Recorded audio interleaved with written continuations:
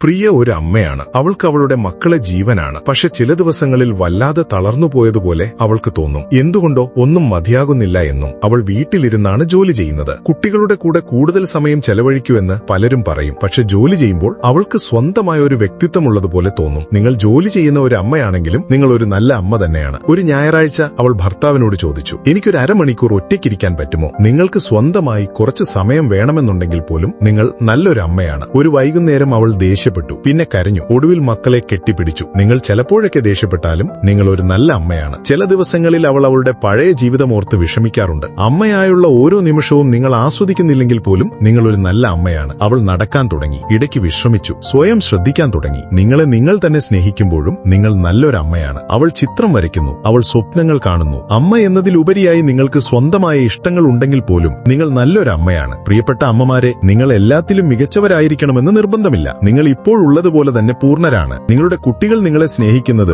നിങ്ങൾ എങ്ങനെയാണോ അങ്ങനെ തന്നെയാണ്. ഇത് കേൾക്കേണ്ടത് അത്യാവശ്യമുള്ള ഒരു അമ്മയാണ് നിങ്ങളെങ്കിൽ നിങ്ങൾ ഒറ്റയ്ക്കല്ല. നിങ്ങൾ സ്നേഹിക്കുന്ന ഏതെങ്കിലും അമ്മമാർക്ക് ഇത് പങ്കുവയ്ക്കൂ. കൂടുതൽ ഹൃദയസ്പർശിയായ പേരന്റിംഗ് കഥകൾക്കായി ഹഗ്ഗിൾ ഹെവൻ സബ്സ്ക്രൈബ് ചെയ്യുക.